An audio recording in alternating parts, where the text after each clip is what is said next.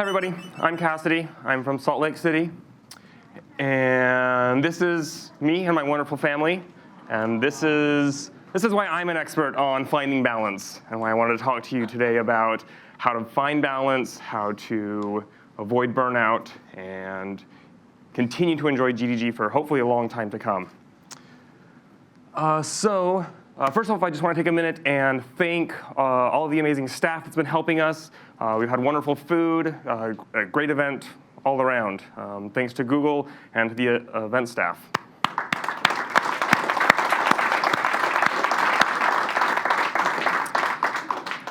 I wanted to start with a little story. So on Valentine's Day, my wife and I went to just a magic show. It was actually kind of an interesting one. They had 5 different performers, and they ranged from a mentalist that would guess someone's birthday in the audience and knew what they had written in an envelope they had sealed before the event, to a physical magician. I'm not really sure what to call him. So he started with a bed of nails and would ask an audience member to come and lay down on a bed of nails, and said, it's not too difficult to lay down on a bed of nails. So many nails will spread out the body weight. It doesn't hurt, actually. It's kind of a trick. And then he said, what is the challenge is to actually lay on a single nail. And so then they took out the bed of nails and brought back a huge spike. And then his magic was, being able to lay back on one spike and then have a board on him and then a cinder block and then the assistant. Yeah, it was a crazy night. But it was really exciting. It was a fun evening. And one of my favorite, I think the loudest and hardest I've laughed, at least the last few weeks, was one of the closing performances was kind of the MC, the leader of the group. He was an older gentleman and was inviting 4 different kids from the audience to come up on stage. And he just had them all standing there, and he had this fake stuffed raccoon. And so he had really good manipulation. It was kind of a magic prop. And so it looked like it was real, and the kids thought it was real. And that was part of the magic act, and he was gonna set something up, and it was gonna be really funny. But the 4 kids were terrified of it. And so he kept, part of his trick was to make it move a little bit and then to throw it towards the kids. And they were just supposed to run away and scream, but the kids would go back and grab it and throw it into the crowd. And he just got so flustered trying to do this again and again. And so then he moved on to a different part of the act and had one little girl holding, a deck of cards. But she was the youngest and didn't really understand what to do. And so he handed her the deck of cards, and then he was telling her that she was going to throw the cards in the air. And so she threw the cards in the air. He's like, no, wait. And so then he had to crawl on his hands and knees and pick up the cards again, say, okay, just I'm gonna give you the cards and don't throw them, but when I tell you to, you're gonna throw them. And then, we're gonna do the rest of the magic trick, but I'll tell you when to throw them, okay? She's like, okay. And then he turns away for 1 second and she throws the cards again all over the place. And it was just so funny. It was late, so everyone was tired. We're sure the kids were pretty exhausted. And it was a fun time. And I wanted to share that story because I also learned a couple weeks ago that laughter is important because it's something that is unique across all cultures. Or not unique, it's shared across all cultures. All cultures have laughter. And one of the ways that scientists believe that laughter is important is because it lets us know that we share values. So even though we may not speak the same language or have the same background, if we're laughing at similar things, there's kind of a quick connection there in understanding that we do share the same values. And kids are just funny, I promise. So let's talk about how to manage stress. A lot of these are, kind of tied to stories that I have, and your experiences may be different over time, but I think the most important thing is to, remember that we are all volunteers. I think it's a great thing that we're each serving our communities, helping people find, new jobs, new skills, new talents. But also, it's important to take care of yourself. You can't help your community if you aren't present. And so I think it starts off by knowing your priorities. This has been talked about a little bit today, so I hope you see this recurring theme. I am comfortable standing here and telling you that GDG is not my top priority. You saw my first 5 priorities. I also have a job. Going to the gym is not my priority. So maybe GDG's after that. But trying to eat healthy, maybe that's my current priority. But so just being honest about your priorities. There's definitely been times. So a year ago, we had the North America Summit in Miami. And the dates fell across my oldest daughter's birthday. And I was really sad I was going to miss it. And she was going to be okay. She had plans to go to a thing with her friends, and it wasn't going to be a big deal. When I got the email this year for the summit, it was the same dates. And I was going to miss her birthday again. And that was my line. I was going to have to not go to the summit because, for me, family comes first. And missing it 2 years in a row just wasn't something I was comfortable with. Luckily, I will still be able to attend because my wife is going on a girls' trip, and she's taking the kids with her. So it works out for me, but it all came back to that conversation. I was ready, I was comfortable to miss out on something for GDG because I wanted to prioritize my family. And so whatever your priorities are, just be ready for that. Just know what sacrifices you may have to make, and big kudos to the GDG team, the Googlers, that are doing so great at recording these sessions, and I think most of the sessions, so if there's a conference you can attend, most likely you'll be able to get the same content when you are available. And I was out during Ava and Greg's talk about building your A team, so I want to just underscore the importance of building a great team. I think as new organizers, that was something I struggled with the most, is I felt like I had to do everything.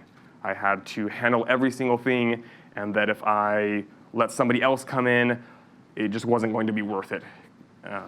And sometimes I've brought on flaky organizers that have had to ask I had to ask them to leave eventually. But once you find some good organizers to build your team with, it's really a better group. It really helps your community, and it helps you a lot to be able to have people you trust and that can start to do some of that lifting for you. So hopefully, as you either joined an existing GDG and have other co-organizers, or you are building one up, you can remember to balance your team, look for diversity of thought, of background, of experience. Jessica and I recently added someone to our team who has like a marketing background, and it does not come from the developer world at all. And so he is super interested in doing surveys and fine-tuning all of our sign-up questions and stuff like that. And I'm just so excited because I would never have time for that. That's the honest truth. And so he really likes that stuff and is going into that. And that's also why I say delegate to the strengths. Trying to find things that your team wants to do and let them do what they're proud of, what they want to do and are comfortable with, and then you can start branching out to new things. So some more tricks. I found writing stuff down helps a lot. In a little bit, I'm going to talk about some tools that I found are pretty helpful.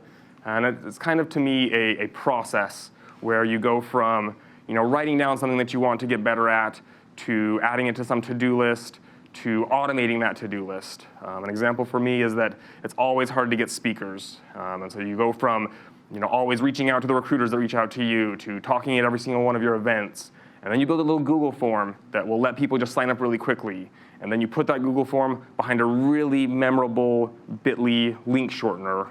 And so you can just walk up to people, or someone says, I'd like to talk about this one day. And you're like, hey, great, we have a speaker form sign up. It's at bit.ly/slc-speak. And they can just sign up right there, and then you've got contact information for future events and can always have them handy in the future. Something else that I've noticed, and I have gotten stressed about, is you're making it great, you've put in so much work, and then the day of something goes wrong. It was either earlier this year or late last year. It was like September, October of last year, and we actually had the one actual Google employee that works in Utah. He works remotely. Not very many Googlers can work remotely, but he's allowed to since he's been there forever. He works on the Android security team. He was a big influence in the Titan security chips on the Android platform or on the Pixel phones. And I had been trying to get him to come to my meetup for at least a year and a half. When I actually finally got his email, he was like, yeah, I love speaking to the GDG. I did it a couple years ago. I did it a short while ago. And then he emailed me like an hour later and said, well, I looked at my records and it was 2014 when I last spoke. So it has been a little while. I should get down there more. So I was excited for him to come. And we sent out tons of marketing, had pretty good food planned, a great venue. And then that day it just was raining and snowing. And so only a handful of people showed up. And I felt really bad because he drove for 2 hours to get to our event. And so I think he had a great time. We had a couple really dedicated people that talked to him for an hour afterwards. So I think it was worth his time. But the best thing I can do is accept that for this time and improve it the next time somehow. One story I want to share about being radically candid that ties into being a volunteer is just about not making yourself suffer or have problems that you acknowledge that go on for too long. To tell this story I've kind of been alluding to, a couple of years ago, I had an organizer who was a regular attendee of my meetups, a technical professional. I thought he was very competent. I liked talking to him, so I asked him to be an organizer on our team, and he said yes. We did a couple meetup events together. The next year came around, and I was ready for him to tackle on a big project. I was going to be going to Google I/O in person here in California, and he already had plans to stay at home, and he volunteered to take over our Google I/O extended event, because that's really helpful to have someone in person. And so we kind of planned this out. I had locked down the venue, but we kind of needed to do a handoff so that he could be the person that was in charge of managing it and kind of keep that relationship going and start making the plans. And I just kept messaging him, and I didn't hear back from him. And this was going on over a couple of months. And we had started really early, and so it's okay, well, the timeline's slipping a little bit. We can still get this done. Hey, if you can really reach out to me this week, we've got to get some plans made. Okay, hey, last week wasn't a problem. Let's really try and get together this week. And just 2 or 3 months went by without a word from him. And then I finally get a message, and he says, oh, hey, sorry, I got a new phone a few months ago, and I didn't ever install Hangouts on it, so I missed everything for the last 6 months. I'm really sorry. What's going on? Oh, and it was such a huge letdown to me because, it was 3 weeks before the event, and I was like, you said you were going to handle the I/O event, and it slipped through the cracks, which, I understand that it's not really your fault. It's just something that happens, but I realized that I can't depend on you as much as I need to, and I'm going to have to ask you to step down from being an organizer.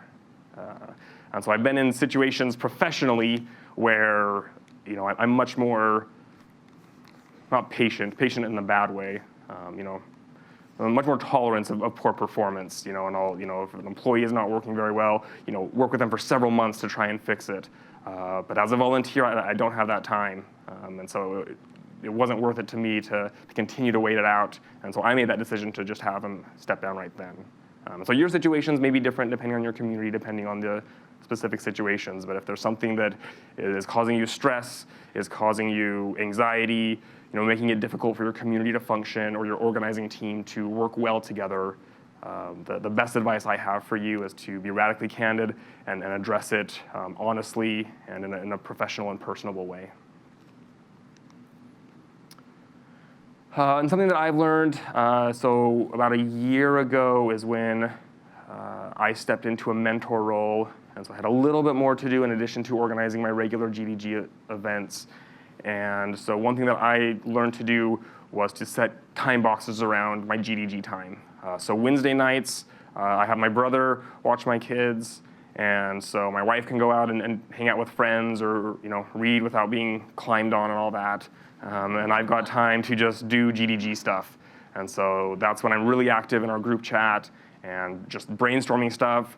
And then when the night's over, I don't worry about GDG stuff. Sometimes I'll get an email or something, and I'll say, okay, well, I'm going to save it until Wednesday night. And so there's been times when we had DevFest stuff, and we wanted to, have T-shirts. And it got to the point, we were a few weeks before, and it's just not going to happen. And so we cut out T-shirts because, we didn't have time to do it. And I'd agreed on how much time I was willing to spend. And once that goes over, I felt comfortable to cut that out. And then finally, don't hesitate to ask a mentor or a Googler for advice or help. Something that I wasn't aware of for a few years as an organizer is that even though there are campaigns and specific budgets for things, if you come up with like a new idea that you want to try and you're not sure about how you can get the funding, you can ask Google and say, hey, I've got this idea, would you be willing to sponsor me for $500 to try this specific event that I've never tried before, but I think would be a really good fit for my community? And most likely the chances are going to be yes, or they may negotiate with you on, or kind of raise the expectations of what's going to happen. But you don't have to feel limited to only getting budget from the specific campaigns that they do. And so if you have any kind of ideas, you can ask a mentor for their experiences trying something similar, or you can reach out to Kyle or Kubra or Karina directly and ask them for their thoughts on it and what kind of additional sponsorship could be available. Because there are a lot of possibilities that we may just not have thought of yet. So yeah, please manage stress. And I also thought when I first started organizing a GDG, it was really tough to keep track of everything. And so I have tried with my co-organizers several different platforms for keeping stuff together, managing things in Trello or keeping everything in Slack. The best tool that I have found so far is Basecamp. This past year, they actually came out with a free edition. They used to be paid only, but they have a free edition where you can have up to 20 people, and their big selling point is that it's basically all of your work tools in one product. And so they've got a chat, you can upload files and create basically docs. They have to-do lists and calendars. They have these posts where you can create an announcement and then talk about a specific long-running thread. So we found it pretty useful so far. It's great that it's free. It's got pretty good apps. And so what will happen is we can create a post that says, hey, Google's going to sponsor us for the Flutter Study Jam. Do we want to do this? Where would we do it? Who would be hosting? And then we can keep talking about that kind of stuff. And then also if we just need to chat back and forth, there's ways to just message each other directly.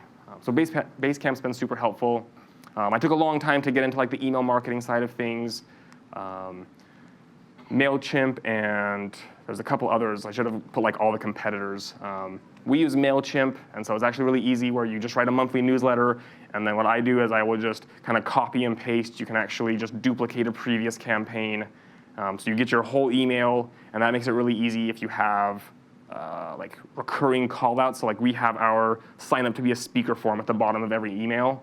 And so instead of retyping that every single month, you just start with that as the baseline, and then you can remember everything that you talked about in the last month and just say, oh, hey, we had a great event, or still looking forward to this event in a couple of weeks. Buffer's a tool. There are a few others that helps you automate your social media. And something else with MailChimp that's nice is that when you post that newsletter, it can also just automatically tweet or send to LinkedIn or Facebook or whatever. And so that, one of the skills that I've had to develop is trying to automate things, trying to get as much value as you can from the tools so that you don't have to go and spend an hour posting to every single social media. Just let the same message kind of trickle across. I think everyone's mostly familiar with these, which is great. So yeah, we try and keep track of all of our forums. We have a shared G Suite account. Well, it's just a Google account. It's not a G Suite account. Some groups have talked about, I know some bigger groups have their own dedicated GDG Slack group. We've tried to just find the Slack communities that are already existing in our area and just kind of jump into them. So there's a Utah Geek Events one that's run by a nonprofit, and we have a GDG channel there. So people can just message us or talk about things. The community leads.dev site is going great. It keeps getting more and more updates, and so keep checking in on that. And then Meetup and Eventbrite, that's been talked about a lot today. And I haven't heard this, but I just want to point out that one way that I've found to get speakers or really honestly attendees is Meetup. If you find groups that are very similar to what you're going after, you can message them pretty easily. You can message the organizers and say, hey, this is a one tweet worth of information about our event. Would you mind sending it out to your group? I'm always happy to do the same to my group if you have something. These ones are kind of like advanced. So sometimes, like last year when we were out of DevFest speakers, we had a lot of things going on. We had a few people cancel. Just calling people, kind of like the same trick that Matt shared, just finding a company and calling and saying, hey, we're doing an event. You have anybody that would be interested in speaking, or whatever your specific need is. We use PayPal to manage sponsor finances. That's pretty simple. It's been okay. I don't know about the tax implications yet. Yeah, you're laughing. I'm not laughing yet. No, it should be okay.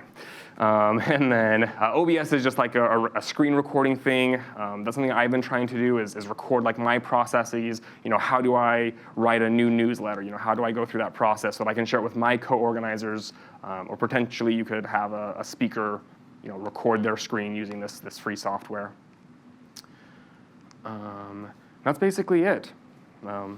Thank you, everybody. Any questions? Great. Enjoy your day. Let's get back on track.